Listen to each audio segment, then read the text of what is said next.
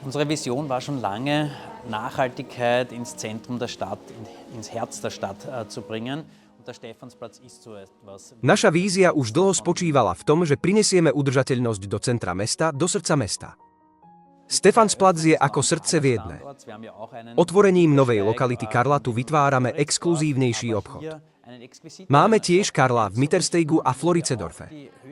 Tu môžeme vhodne ponúknuť vyššie kvalitné a veľmi exkluzívne dary, ktoré dostávame. Týmto sa snažíme dosiahnuť čo najväčší vplyv. Tiež chceme získať čo najviac darov, s ktorými môžeme opäť umožniť sociálne projekty. Karla spája ešte niečo, ľudia, ktorí tu nakupujú, by nemali mať len dobrý pocit, ale vedieť, že ide o zmysluplný nákup. Môžu si urobiť radosť sami sebe alebo niekomu inému produktmi a zároveň robiť dobro ekologicky a sociálne.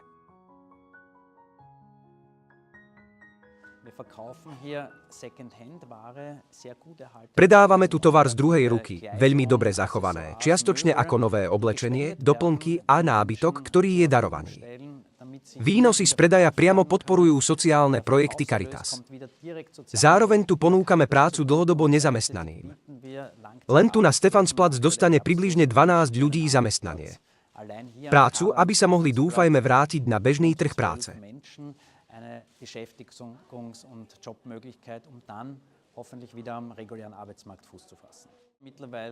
Predávame tu tovar z druhej ruky, veľmi dobre zachované, čiastočne ako nové oblečenie, doplnky a nábytok, ktorý je darovaný.